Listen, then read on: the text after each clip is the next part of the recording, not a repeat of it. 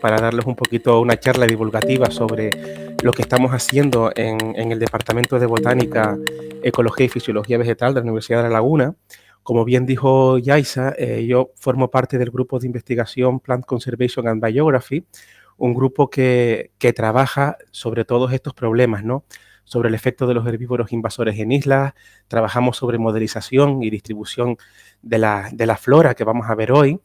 Trabajamos también sobre el efecto del cambio climático, cartografía de la vegetación y sobre todo lo más importante para nosotros, la conservación de especies amenazadas, todo siempre relativo al estudio de las plantas. Bueno, como siempre hablo en las primeras introducciones de todas las charlas, ¿dónde nos encontramos, no? Las islas oceánicas son territorios muy pequeñitos, son islas volcánicas que nacen desde la corteza terrestre, ¿no? No están unidas a ningún continente y solamente ocupan en el mundo un 5% de la superficie terrestre del planeta. Y en esos sitios tan pequeños, donde hay un área muy, muy pequeñita, hay los mayores reservorios de endemicidad por unidad de superficie. Es decir, en sitios muy pequeños, como en las islas oceánicas, como en Canarias, tenemos una alta diversidad de especies y una alta diversidad de hábitat, debido a las condiciones orográficas, topográficas y climáticas del ambiente, ¿no? Pero también tiene muchos problemas, ¿no? Son islas muy frágiles donde el impacto humano ha hecho muchos estragos y hay una erosión muy pronunciada y muy perjudicial en estos ecosistemas, ¿no? Las Islas Canarias se encuentran dentro de un punto caliente de biodiversidad en el Mediterráneo, ¿no? La cuenca del Mediterráneo, y un punto caliente de biodiversidad es una región biogeográfica con un elevado número de especies amenazadas, es decir, un elevado número de especies que tienen problemas.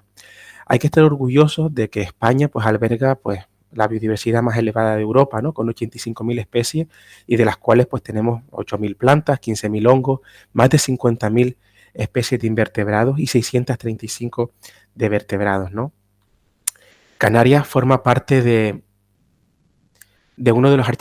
forma parte de los archipiélagos con mayor porcentaje de plantas endémicas. De hecho, hay publicaciones que dicen que Canarias y Madeira deberían formar incluso un punto caliente propio debido a la alta endemicidad que tienen estos ecosistemas. Y en Canarias, aunque son datos ya antiguos porque continuamente se están actualizando las especies del banco de datos de biodiversidad, el grupo que yo trabajo, que son los helechos y las fanerogamias, ¿no? Las plantas con flores, ocupan pues aquí el segundo lugar después de los artrópodos, ¿no? Y un grupo muy, muy, muy diverso. Tenemos 2.091 especies de plantas ricas, es decir, una riqueza brutal que tenemos en Canarias, y de ellas casi el 25% son endémicas, ¿no? 539 especies, endemismos canarios e incluso macaronésicos, ¿no? Aquí podemos detallar que algunas concretas, por ejemplo, Tesium subsuculentus es exclusiva de la isla de Tenerife, o Lotus bertelotti, ¿no? El pico paloma que tenemos por aquí, el pico de fuego, exclusivo también de la isla de Tenerife, e incluso especies concretas como Lotus pirantus, exclusivo de la isla de La Palma, ¿no? Bueno, pero desgraciadamente tenemos muchos problemas. Aquí podemos observar en esta diapositiva la vegetación climatófila potencial actual que nos encontramos y la que hay, ¿no? Es decir, lo que debería de haber, fíjense lo que debería de haber, fíjense Fuerteventura, que podría haber un tabaibal cardonal en toda la isla prácticamente, y prácticamente lo que queda es simplemente casi un 8% de lo que queda, ¿no? Es decir, la vegetación de Canarias ha sido esquilmada, por decirlo de alguna manera, retrocedida en un 73%. Y entre hábitat o entre ecosistemas, las pérdidas son brutales. Fíjense toda la laurisilva que hay en Gran Canaria, en el norte de Gran Canaria, que es lo azul clarito, prácticamente ya no queda sino un 1%. Y en la isla de Tenerife prácticamente quedan algunos remanentes en Anaga y en Teno, pero en el norte de Tenerife ha sido todo talado para cultivos y para la instalación de urbanizaciones, ¿no? Es por ello que nos encontramos con un elevado número de especies amenazadas, ¿no? Tenemos en los diversos catálogos, en los atlas y libros rojos de la flora vascular de España, en el libro de Canarias y en el top 100 de las especies más prioritarias necesarias para conservar, ¿no? Y citamos, por ejemplo, aquí el Estemacantha sinaroides o cardo de plata, donde solamente puede vivir dentro de valleos de exclusión debido a que los herbívoros se la comen, tanto el muflón como el conejo europeo, ¿no? Y otras que también, por ejemplo, el cabezón de Ñabingo, que vive en los riscos del barranco debido a que se la comen las cabras. Y encima recientemente pues el incendio del año pasado, del 2023, ha provocado la pérdida de numerosos ejemplares de la única población que quedaba en la isla de Tenerife. Es por ello, pues, las especies introducidas son las que causan graves daños en la biodiversidad canaria. La Unión Internacional para la Conservación de la Biodiversidad, la Unión Internacional para la Conservación de la Naturaleza ha realizado un libro donde incluye las 100 especies más peligrosas del planeta, y entre ellas incluye pues ratas y ratones, incluye el conejo europeo, incluye el gato, que es una especie invasora que afecta gravemente a la fauna silvestre, como gatos lagartos y aves, y las cabras, que el ganado afecta drásticamente a la vegetación, ¿no? ¿Qué pasa cuando se introducen estas especies en los ecosistemas insulares? Pues bueno, cuando se introducen las especies, como por ejemplo el ganado, ellos encuentran ahí una gran abundancia de recursos nutritivos. No tienen competidores y la flora no ha evolucionado en ausencia de estos herbívoros, lo cual no les ha dado tiempo de generar nutrientes para repeler su consumo, ¿no? Empiezan a expandirse el ganado asilvestrado por ejemplo, también el conejo, y da lugar a una drástica reducción de aquellas especies endémicas vegetales más palatables y que son susceptibles de extinción, ¿no? Pues, por ejemplo, aquí vemos dos, como el Cerastium epenteni o Lotus bertheloti, ¿no?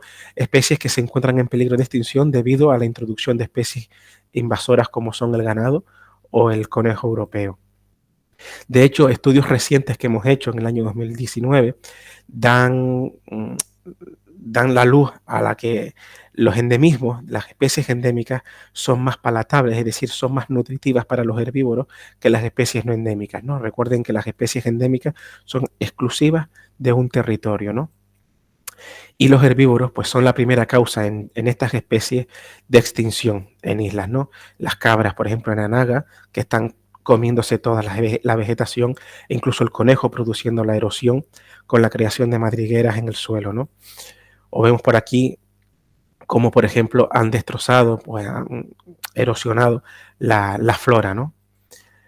Es un ejemplo muy bonito donde continuamente en los libros de texto se confunden como el pinar canario es un ecosistema pobre en especies, pero si hacemos un vallado de exclusión y hacemos restauración en ello, podemos ver que realmente puede ser un pinar diferente. Entonces, la definición típica de pinar canario es errónea. El pinar canario es un ecosistema rico en especies, pero debido a los herbívoros, estamos viendo esto en lugar de ver un ecosistema muchísimo más diverso en flora en el sotobosque, ¿no? Entonces, los herbívoros aquí están haciendo un cambio en la composición de las especies y produciendo un deterioro y una extinción de las especies de plantas. ¿Qué papel cumplen en los herbívoros? Pues, por ejemplo, a través del consumo directo, con el ramoneo de plantas y el consumo de frutos, que no son viables las semillas cuando pasan por el tracto digestivo, consumen las plántulas y las llegan a desaparecer, y también la modificación de suelo en función del depósito de excrementos y de la orina, ¿no? Cambian la composición de los nutrientes del suelo y producen erosión también en el suelo. Esto hace que haya un cambio en la composición de las especies y las especies pues se llegan a extinguir con el consentimiento de que haya un empobrecimiento de los ecosistemas y se reduzca la biodiversidad, produciendo una destrucción de los ecosistemas. Pero para hablar de las especies invasoras también tenemos que hablar de cambio climático, ¿no? Numerosos anuncios, ¿no? En los medios de comunicación, ahí lo ven, ¿no? Especies invasoras y cambio climático, un dúo mortal, advierten los científicos, el cambio climático empuja a las especies invasoras, el cambio climático favorece la llegada de especies invasoras, y eso lo estamos viendo en el Parque Nacional del Teide, ¿no? Entonces, ¿cómo podemos analizar la vulnerabilidad de la flora en el futuro, ¿no? ¿Qué va a pasar en el futuro? Bueno, con respecto a las especies invasoras, ya lo acabamos de ver antes, ¿no? Si los modelos climáticos, que no se los traigo aquí, los del conejo, pero va básicamente a esto. Si se incrementa la temperatura y se sigue incrementando la temperatura 1 grado más, va a aumentar la densidad de herbívoros en las islas, ¿no? Y generalmente en el Parque Nacional del Teide, ¿no? Y si aumenta un poquito más, lo que va a hacer es aumentar mucho más la densidad de los herbívoros. Por lo tanto, el cambio climático más las especies invasoras va a seguir produciendo una pérdida de especies y una transformación de los hábitats. ¿vale? Por lo que muchas plántulas o muchas especies van a desaparecer con el cambio climático y con la introducción de estas especies invasoras. Siempre se va diciendo de que las plantas van a emigrar, ¿no? De que las especies suben en altitud debido al cambio climático, pero ¿realmente lo pueden hacer? Es decir, ¿tienen mecanismos suficientes las plantas para poder emigrar frente a los riesgos inducidos del cambio climático? Bueno, pues para ello nosotros estudiamos los rasgos funcionales, ¿no? Los rasgos funcionales de las plantas es cualquier característica morfológica y estructural, bioquímica, fisiológica, fenológica o de comportamiento que puede ser medible, ¿no? Y que puede afectar a la supervivencia. Nosotros estudiamos varias cosas. Por un lado, la floración, es decir, cuántas flores producen las especies, cómo es el tipo de semilla y cómo es su dispersión, si se dispersa bien por el viento, si se dispersa por animales. E incluso también recientemente estamos analizando los rasgos funcionales de las especies a través de las hojas, donde analizamos, aquí vemos un ejemplo donde podemos analizar a través de un escaneo de las hojas, de diversas hojas, variedad de hojas en la isla de La Palma, este es en el caso de la isla de Palma, vemos a ver si en los tamaños de las hojas son diferentes en el norte, en el sur, en la cumbre, y vemos a ver si son adaptables al cambio climático. Pero nosotros, lo más importante que hacemos nosotros, son el estudio de la floración.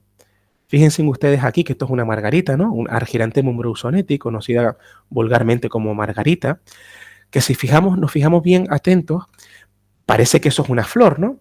Pero si ponemos la lupa y miramos bajo la lupa, podemos observar que todo eso que vemos ahí son numerosas flores pequeñas. Entonces lo que hacemos nosotros es traer ese material al laboratorio y bajo la lupa contar flor a flor a ver cuántas flores producen estas especies. Todo eso que ustedes ven ahí son numerosas flores diminutas pequeñas. Esto se nos recuerda, ¿no?, a los girasoles, ¿no?, que también pasa exactamente igual, es de la misma familia, de la familia de las asteráceas, y cada puntito que ustedes ven ahí es una flor independiente, ¿no?, que va a dar lugar a un fruto y por tanto una semilla que después se dispersará, en este caso por el viento, ¿no? Esto lo complementamos, este estudio de la floración, lo complementamos con modelización climática, ¿no? Aquí podemos predecir en el futuro, ¿no? No tenemos una bola mágica para predecir qué le van a pasar a las especies, pero sí podemos predecir frente a modelización qué puede suceder. En la especie que hemos visto ahora, la margarita, vemos que este es en el escenario actual, ¿no?, donde se encuentra actualmente. En el pasado fue más abundante, entre más rojo mucho mejor. Pero si se dan cuenta, a medida que pasa el futuro, ven que se va perdiendo lo rojo, ¿no? Eso significa que va a perder hábitat.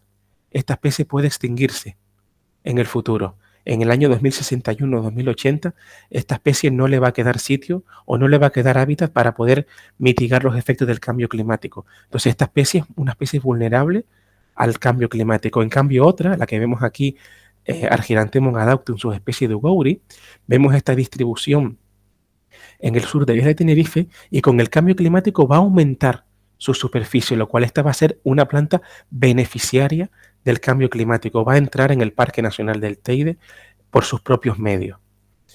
Otro género muy importante son las jaras, ¿no?, que seguramente que las habrán visto en el Pinar, seguramente muy característicos la jara blanca y la jara rosada, donde también hemos visto, hemos contabilizado el número de flores, ¿no? Aquí vemos que una jara, la jara de pinar, la jara blanca, Cistus mospeliensis, puede llegar a producir más de 6.000 flores por individuo. Y otras, en cambio, producen mucho menos, ¿no? Cistus infitifolius, que es también típica de pinar. Otras, en cambio, producen mucho menos, ¿no? La jara de Cistus chinamadensis, que es una jara de anaga, y el retamar de cumbre de Cistus opaquifolius, la subespecie opaquifolius, que también produce mucho menos, ¿no? Estas especies van a producir menor semillas, por tanto les va a costar más mitigar esos efectos de cambio climático. Y aquí vemos como el Cistus infidifolius, que producía también mucho, al igual que Cistus mospeliensis, va a beneficiarse por el cambio climático, pero otras, en cambio, lo van a tener más difícil. Fíjense cómo va perdiendo idoneidad de hábitat en los escenarios climáticos futuros, lo cual podemos predecir qué especies en el futuro van a perder hábitat y cuáles van a ganar. Otro caso muy bonito, por ejemplo, es el género de Scurainia en Canarias, ¿no?, las pajoneras de cumbre, ¿no? Lo que hemos hecho también es contar el número de flores que hay en estas inflorescencias, donde esto es una inflorescencia con un número de flores bastante elevado, y hemos predecido hacia el futuro cómo van a ser qué le va a pasar a estas especies, ¿no? Pues aquí vemos, por ejemplo, Descureina priauxiana en la isla de Gran Canaria, vemos cómo es bastante abundante en la zona sur de la isla, pero con el cambio climático, fíjense cómo va disminuyendo lo amarillo, naranja amarillo, y cada vez va siendo más azul. Eso indica que va a perder hábitat, lo cual es una especie que va a tener problemas en el futuro para salir adelante. En cambio, otras, por ejemplo, Descuraenia lensi, como en el futuro, en el pasado fue muy abundante, en el año 1959-1989, pero en los escenarios futuros que estamos prediciendo, esta idoneidad de hábitat prácticamente va a desaparecer. Esta especie de Descuraenia lensi va a tener un riesgo de extinción alto, lo cual esto indica que esta especie en el futuro se va a extinguir.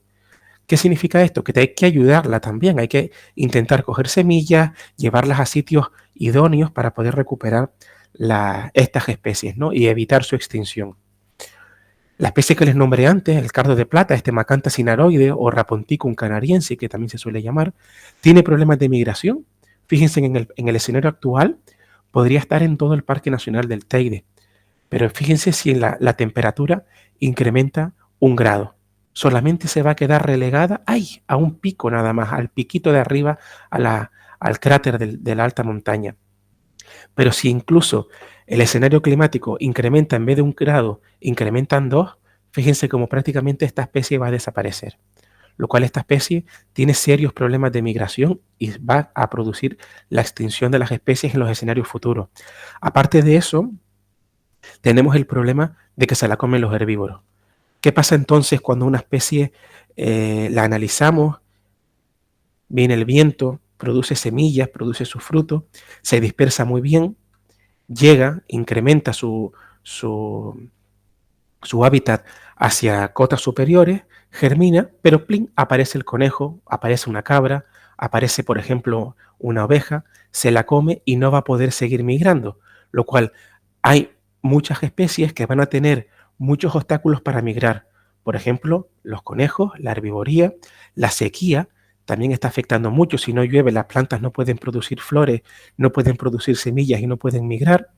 Y también otro de los casos es la fragmentación del territorio. Si en medio tenemos una autopista o tenemos una carretera, son plantas que le va a costar mucho emigrar por el cambio climático, ¿no? Aquí vemos otro ejemplo, como el pinar canario en el sur de la isla de Tenerife está subiendo. Fíjense, aquí ven una misma foto, pero en diferentes etapas.